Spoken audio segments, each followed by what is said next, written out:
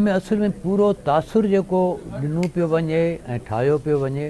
उहो इहो आहे त इहो ऑपरेशन जहिड़ो कर थींदो रुॻो KPK में ऐं इन खे बाक़ाइदा जेको आहे सो हुते जेके बि KP जूं आहिनि मेजर पार्टीज़ उनमें PTI आहे सुन्नी तहरीक जे नाले ते बि ऐं मौलाना फज़ल रहमान साहबु आहे उहो बि ऐं हुतां खां महमूद खान अचकज़ई हालांकि उहो बलुस्तान आहे पर इहो सॼो इहो तासुरु आहे त एज़ इफ़ त इहो जेको आहे इहो जेके बि पख्तून बेल्ट आहे छा उन हवाले सां शयूं इहो ऑपरेशन थिए पियो सॼो मामिलो जेको तासुरु ॾियण जी कोशिशि कई पई वञे। जेका ॻाल्हि सही बि आहे साईं, छाकाणि त अफ़गानिस्तान खां जेका असांजी हुकूमत ऐं रियासत जो जेको मौक़ुफ़ आहे, जेको असांजे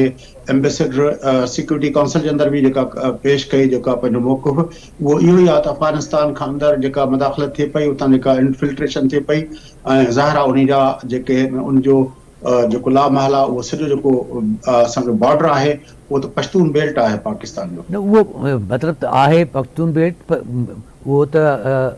असां जेकॾहिं हुनखे इन तरह ॾिसूं पर बेसिकली त उहो जेको बॉर्डर एरिया आहे उहो त हुन पासे ई लॻनि था न।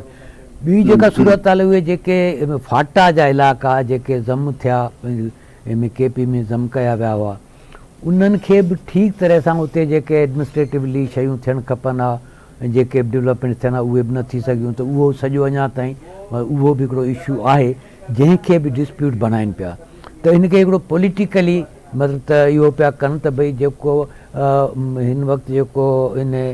असां वटि जेका बि अस्करी क़यादत आहे उहा ऐं प्लस उन सां गॾु जेके ॿ मेजर पॉलिटिकल पार्टीज़ बीठल आहिनि पीपल्स पार्टी ऐं PMLN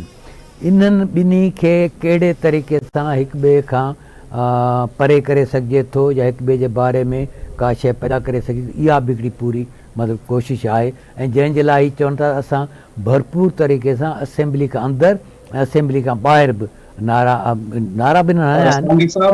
असांखे ख़बर आहे त 10 सालनि खां वठी KP जे अंदरि त PTI जी हुकूमत आहे ऐं उनखां अलावा हिन हुकूमत खां पहिरियों जेको आहे 4 साल उन्हनि वफ़ाक़ जे अंदरि बि हुकूमत कई त जेके उहे फाटा जा जेके ज़म थियल ज़िला आहिनि उन हवाले सां उन्हनि जी सूबाई हुकूमत तोड़े उन्हनि जी वफ़ाक़ी हुकूमत जेकॾहिं कुझु न कयो त उन जो जेको आहे इल्ज़ाम कंहिं ॿिए ते PTI कीअं थी हणी सघे? हणी त नथी सघे पर ॻाल्हि इहा आहे त उन सॼे खे उभारींदासीं न, मतिलबु हिकिड़ो पंहिंजो पॉलिटिकल नैरेटिव त ठाहींदा आहिनि त भई हीउ जेको हिन वक़्तु जेको बि सेटअप आहे मुल्क जे अंदरि ऐं उन सेटअप में जेके बि धुरियूं मौजूदु आहिनि जेके बि इदारा उन में शामिल आहिनि उन के ख़िलाफ़ु असीं कीअं पूरे हिते माण्हुनि खे बीहारे सघूं था, हिकिड़ो नैरेटिव ठाहे सघूं था। असुलु इशू त इहो आहे न जंहिंजे करे हिकिड़ो थिए पियो, मतिलबु त हिकिड़ो त हिन पार्लियामेंट खां ॿाहिरि ॿियो पार्लियामेंट जे अंदरि ऐं टियों इहो त छाकाणि जो हिन वक़्तु हुकूमत इहो चाहे पई ऐं असांजा इदारा बि इहो चाहिनि पिया त इहो हिकिड़ो ऑपरेशन शुरू कजे छाकाणि जो जेको बि अफ़गानिस्तान मां मुदाख़लत थिए थी हिते जेके हिते अची हिते दहशतगर्दी थिए थी वाक़िया थियनि था उन खे रोकण जे लाइ का न का शइ करणु तमामु इम्पॉर्टेंट आहे, जंहिंजो इशारो कल्ह जेको आहे सो ॾिनो हो असांजे गॾियल क़ौमनि में वेठल जेको पाकिस्तान जो मुस्तक़िल नुमाइंदो आहे उन में ॾिनो मुनीर अकरम साहब त उहो बि हुयो त इहो सॼो कॉन्टेस्ट उन हवाले सां। सोहेल सावी साहब तव्हां कीअं था ॾिसो त एजाज़ अहमद साहब चवनि था त TTP जेका आहे उहा आहे PTI सां ऐं अफ़गानिस्तान जा तालिबान उन्हनि सां पंहिंजो मौलाना फज़ल रहमान जो लिहाज़ान आहे ऐं हू ॿिन्हिनि खे डिफरेंटली ॾिसणु चाहिनि था, तव्हां कीअं था ॾिसो हिन सॼे मंज़रनामे खे? ॾिसो हिन में हिकिड़ी ॻाल्हि त इहा आहे त मतिलबु मौलाना साहब जी मौलाना फज़ल रहमान साहब ऐं PTI जी जेका सपोर्टर आहिनि, सपोर्टर इन द सेंस ते जेको असांखे वोटनि जी सूरत में आयो जीअं एजाज़ साहब ॿुधायो पिए त पहिरें नंबर ते जेकॾहिं PTI जो कैंडिडेट हो त ॿिए नंबर ते मौलाना फज़ल रहमान जी पार्टी जा माण्हू हुआ त मतिलबु इहो थियो त उते हिकिड़ो पूरो अहिड़े क़िस्म जी हिकिड़ी फिज़ा मौजूदु आहे। अच्छा इन फिज़ा मौजूदु आहे त पोइ हिननि जे लाइ इहो चवणु बि ॾाढो सवलो थिए त भई हीअ त असांजे माण्हुनि जे ख़िलाफ़ु इहो एक्शन थिए। ॿिए पासे जी ॿुधायो तव्हां ॿुधायो पए एजाज़ ॿुधायो पए त कहिड़े तरीक़े सां हिकिड़ो मतिलबु त तहरीक तालिबान पाकिस्तान ऐं ॿियो जेको अफ़गानिस्तान में तालिबान उन्हनि जो कहिड़े नमूने सां हिक ॿिए सां तालुक़ु आहे ऐं इन्हनि ॿिन्ही धुरनि उन्हनि सां कीअं कीअं राब्ता कया आहिनि। कमांडरनि वारी ॻाल्हि एजाज़ कई पए या इहो त मौलाना साहब हुते वियो। हाणे हिन में जेको हिकिड़ी ॿी शइ ॾाढी अहम थिए थी जेको एजाज़ ॿुधाए पए त हुते जेके फाटा ऐं ॿिया जेके बॉर्डर एरियाज़ आहिनि उते जेके मदरसा आहिनि उहे JUI जा आहिनि। JUI जा मदरसा आहिनि। उनखां पोइ जेको आहे असांजे उते जेको माण्हुनि जो माइंड सेट आहे उन जो पतो पए थो त मूंखे इहा ॻाल्हि ॾाढी अजीब आहे त भई इहो सॼो जेको मामिलो अफ़गान इशू जीअं शुरू थियो त ज़ियाउल हक़ उन ज़माने में जेको बि हिते मतिलबु त जेको बि माइंड सेट माण्हुनि जो ठाहियो जीअं बि हुकूमत कई उहो सभिनी साम्हूं आहे।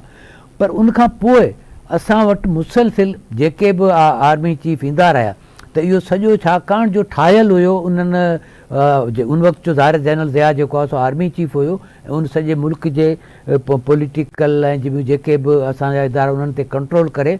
उन में हिकिड़ो डिसिसिव रोल जे तौर ते आयो ऐं हुन इहो कयो त पोइ इहा ज़िमेदारी उन्हनि उन साॻे इदारे ते पए पई त उन जेका ज़हन साज़ी हुई जेका ज़ियाउल हक़ शुरू कई हुई ऐं घणियूं अॻिते वधायो वियो उनखे वापसि करे आ। अच्छा उनखां पोइ पाण वटि अफ़गानिस्तान जे हवाले सां असां जेको उनखे बैकयार्ड सम्झूं था या स्ट्रेटेजिक डेप्थ जे वारी जेको ज़ियाउल हक़ साहब जो नज़रियो हुयो जेकॾहिं असांजी पोइ ईंदड़ क़यादत जेका आहे उहा उनखे न सम्झे मुशरफ जे ॾींहंनि खां वठी अॼु ॾींहं ताईं असांजो जेको रवैयो आहे जॾहिं पंहिंजो काबुल जो टेक ओवर थिए थो त असांजो DGI वञी हुते कप ऑफ टी पीअण तकिड़ो पहुची थो वञे शाम ताईं त इहो त उन ॻाल्हि जो बरमला इज़हार आहे त असांजी पॉलिसी जेका आहे अफ़गानिस्तान जे बारे में बैकयार्ड वारी या स्ट्रेटेजिक डेप्थ वारी उन में त का तब्दीली न आई आहे। तब्दीली न आई आहे त पोइ त तव्हां कुझु बि कंदा रहो पोइ त इहो सिलसिलो जारी रहंदो। भई उनखां पोइ बि जेके आहिनि ॿ त तव्हां ऑपरेशन कया न हिकिड़ो जेको जनरल राहिल शरीफ़ कयो उहो ऐं ॿियो जेको कयो उन जनरल बाजवा कयो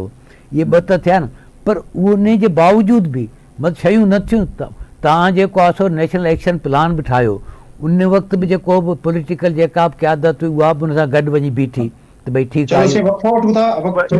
सोहेल सांगी साहब से पूछते हैं कि ये जो आपने बात की सिंध में हिस्सा देने की साईं तव्हां कीअं था सम्झो सोहेल सांगी साहब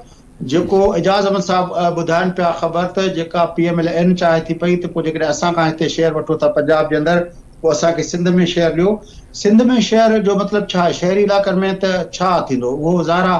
जेकॾहिं जेका PMLN जी क़यादत आहे उहा बशीर मेमन साहब खां वठी ॿिया जेके बि उनजी क़यादत आहे जेके मुख्य माण्हू अथनि उहे त ज़ाहिर आहे उन्हनि खे त पंहिंजनि इलाइक़नि में असर रसूख़ खपे। हाँ उहो जेकॾहिं अचनि त अचनि पीपल्स पार्टी चवंदी भई ठीकु आहे भली अचो। असल में ॻाल्हि इहा आहे त आउं सम्झां थो जहिड़े सां पंजाब में पीपल्स पार्टी खे हैसियत हासिलु आहे जेका हैसियत ॿिनि हवालनि सां हिकिड़ो त जेके हुनजा MPAs MNAs आहिनि ॿी जेका आहे उहा आहे त जेको उन्हनि खे वोट पिया आहिनि पाण वटि सिंध में मतिलबु त अहिड़े क़िस्म जी सूरत हाल PMLN सां कोन्हे। PML जे पाण वटि बिल्कुलु हिकिड़ो डिफरेंट उहो आहे। सिर्फ़ु हिकिड़ी शइ जेका हिते मेनली ॾिठी वेंदी आहे उहे हिकिड़ी शइ इहा आहे त भई हिते छाकाणि जो पाण वटि हिकिड़ो पंजाबी सेटलर जो हिकिड़ो चङो ख़ासो हिसो आहे जंहिंजूं कंहिं न कंहिं हवाले सां मिटियूं माइटियूं या ॿिया जेके बि हुनजा वास्ता वाबस्तियूं आहिनि हिकिड़ो त उहो फैक्टर आहे। ॿियो जेको आहे उहो इहो आहे त भई ठीकु आहे किन किन हंधनि ते जीअं तव्हां ॿुधायो त बशीर मेमन साहब ॿिया जेके दोस्त आहिनि उहे उन सां गॾु आहिनि त ही ओॾे सां हिनखे कोई अहिड़े रिप्रेज़ेंटेशन हिते ईअं हिनखे PMLN खे हासिलु कोन्हे। हा हिकिड़े जेके वधीक वसी दिलि सां उहे शयूं कजनि पोइ त हिकिड़ी अलॻि शइ थी सघे थी उहो त मुंहिंजे ख़्याल में हिकिड़ी कॉमन अंडरस्टैंडिंग सां थी सघे थी। पर पीपल्स पार्टी जो उते जो मसइलो बिल्कुलु डिफरेंट आहे।